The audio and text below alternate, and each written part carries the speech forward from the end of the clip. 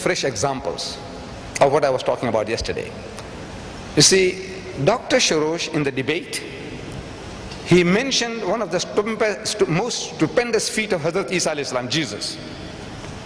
And he quoted from John, Gospel of St. John, chapter 3, verse 13. He quoted, he says, no man has ascended into heaven. No man has ascended into heaven except the Son of Man. Who is the Son of Man? Jesus. Except the Son of Man who descended from heaven, who is in heaven. That's John chapter 3, verse 13. He quoted that. No man has gone up except Jesus. But the man hadn't gone up when this thing was written. It hasn't happened. The ascension had not happened. And the man is talking that no man has ascended into heaven except the Son of Man, Jesus, who descended from heaven. Did he descend from heaven?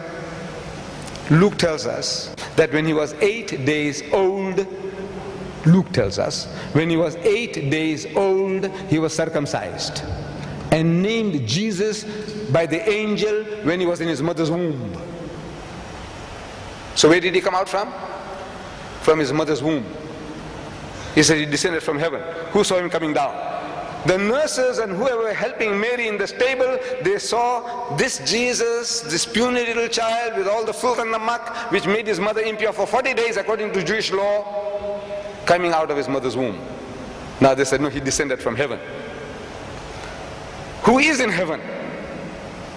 And who is in heaven? But the man was on earth and is having a rough time with the Jews. He's in hell. The Jews are giving hells to him, and he is in heaven.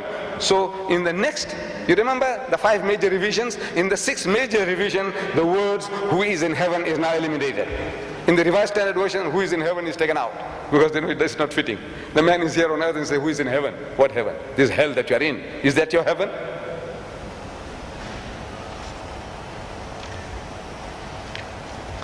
The book gives you devilish advice. The Bible, if it's the word of God, listen to what it says. It says, give strong drink, hard liquor.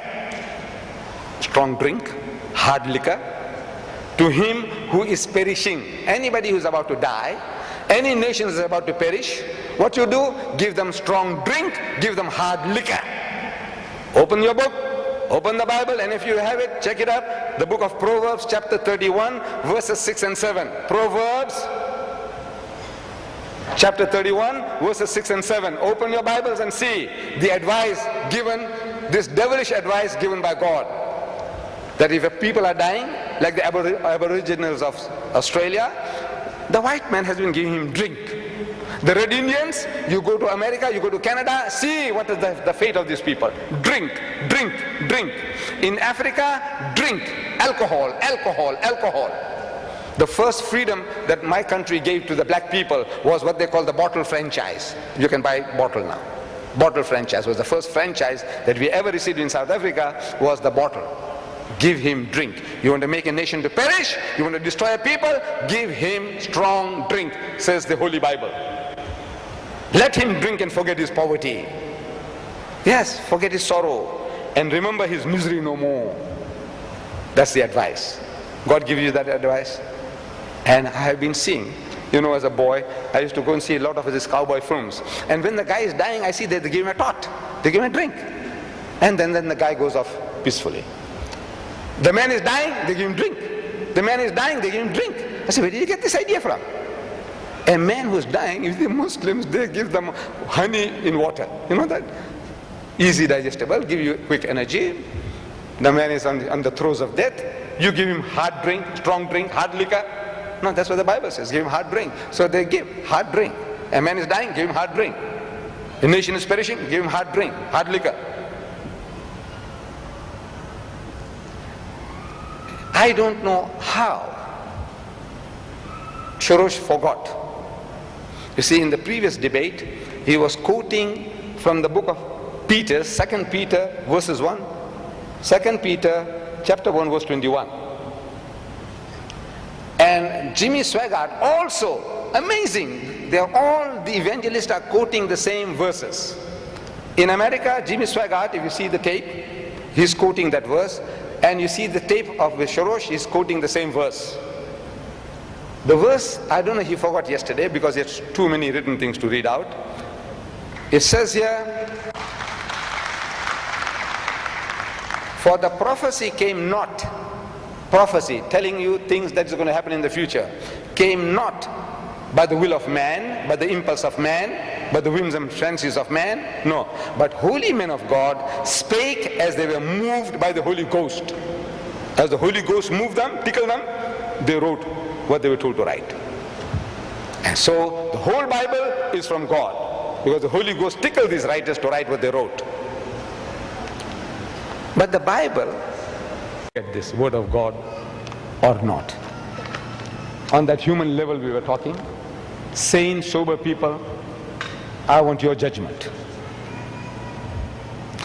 Does God Almighty command his emissary, his prophets, to do shameful things? Will he? And he has it recorded in his book. This is the prince of the prophets, prince of the prophets, according to Shorosh. Isaiah, he calls him prince of the prophets. His book, the book of Isaiah, he calls it the fifth gospel.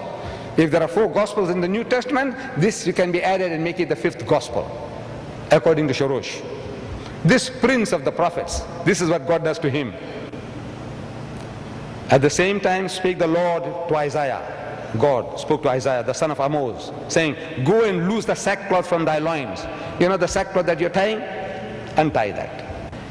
And put off thy shoes from thy foot. And he did so, walking naked and barefoot. A prophet of God, for 3 years, he's walking up and down the streets of Jerusalem or wherever he was, absolutely naked, not even a G-string. Can you imagine God giving such instructions to his prophet, his emissary? Go walk, and 3 years in front of his mother, in front of his daughters, sisters, everybody, he is walking, a prophet of God, one of the mightiest of the prophets of the Bible, he is walking naked for 3 years. And the Lord said, like as my servant Isaiah had walked naked and barefoot 3 years, so you also, we're going to make you to do the same. Allah Bari Ta'ala tells in the Quran, he says that he does not. He says, Qul, tell them, Inna Allah la ya'muru bil fahsha. Allah does not command any shameful deed. Atakuluna ala Allahi ma la ta'lamun. You say about Allah what you don't know, in ignorance. God Almighty telling his prophets to go walk about naked and speaking language like this. God talking, say, behold, I will corrupt your seed. This is the book of Malachi, chapter 2, verse 3. Behold, I will corrupt your seed and spread dung upon your faces. You know what's dung?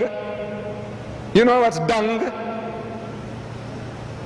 Yes, excreta. Yes, God Almighty is going to spread dung on your faces. Even the dung of your solemn feasts. And one shall take you away with it. Malachi 2:3. And thou shalt eat it, telling another prophet of his, another prophet of God, Ezekiel. God tells him, chapter 4 verse 12 of Ezekiel, he says, and thou shalt eat it as barley cakes. What? And thou shalt bake it with dung that cometh out of man in their sight. What you see, fresh dung, fresh excreta with barley cakes, you shall eat it.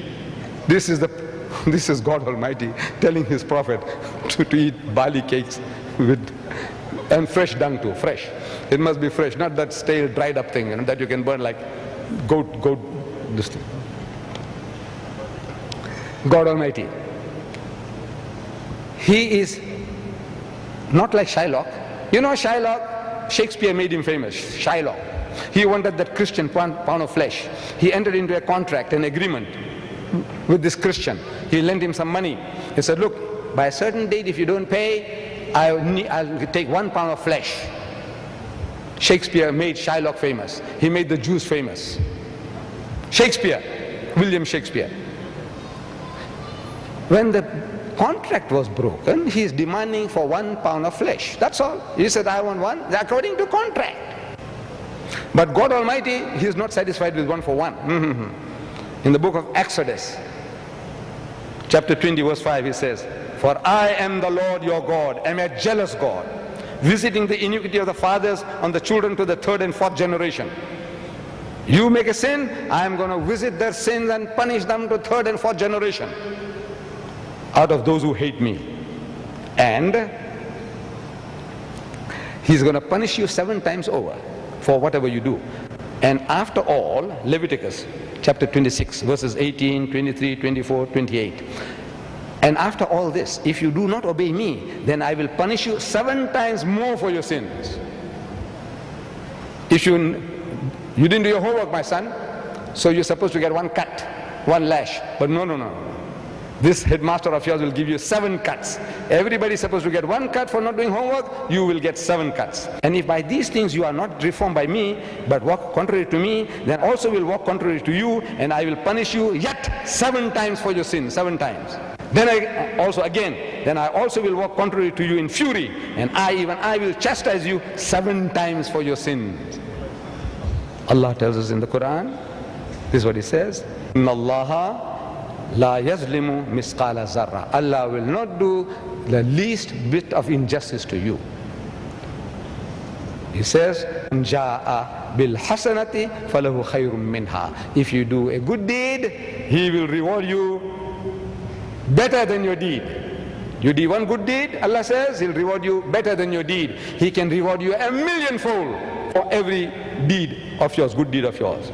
وَمَنْ جَاءَ بِالسَّيِّئَةِ. But if you do anything evil, فَلَا جُزَّ الَّذِينَ عَمِلُوا السَّيِّئَاتِ إِلَّا مَا كَانُوا يَعْمَلُونَ.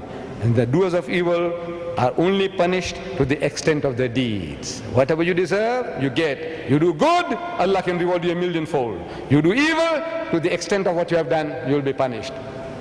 The God of the Bible says 7 times over, and I'm going to visit the sins of the fathers into the 3rd and 4th generation, taking revenge. God Almighty, He deceives, says the Bible. He deceives. He says He deceives. Or the prophet is crying out. Jeremiah the prophet, he says. Jeremiah, the book of Jeremiah, chapter 20, verse 7, he says, O Lord, you deceived me, and I was deceived. God Almighty, you deceived me, and I was deceived. You are stronger than I, and have prevailed. What can I do? I'm helpless. If you want to deceive me, how can I resist deception? You are stronger than I, and have prevailed. I am in derision daily. Everyone mocks me. Oh Lord, you deceive me. You are a deceiver. God is a deceiver. Allah tells you in the Quran that He guides, He does not misguide. And on and on. There's so much. Wallah, there's so much. I can keep you here further for hours, but that is not my. اقرأ أخيا